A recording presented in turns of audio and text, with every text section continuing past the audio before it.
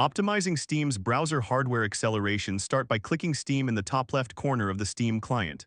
Next, click on Settings. In the Settings window, look for the Interface tab on the left. Here, you'll find an option that says Enable GPU Accelerated Rendering in Web Views. This option, which is usually on by default, can sometimes cause high CPU usage instead of reducing it. Uncheck this box.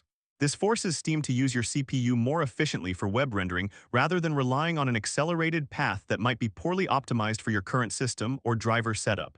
Click OK to save the changes. Then, restart your Steam client completely for this setting to fully take effect. Again, go to Steam in the top left corner and then select Settings. This time, navigate to the In-Game tab from the left menu. First, uncheck the option that says Enable the Steam overlay while in-game. This completely disables the resource-heavy overlay functionality. Now, look below that. There is another critical setting called Use Hardware Decoding if available. Uncheck this as well.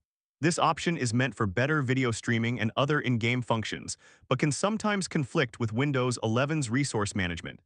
Disabling it forces a different processing path, which often leads to reduced CPU spikes from the Steam client process.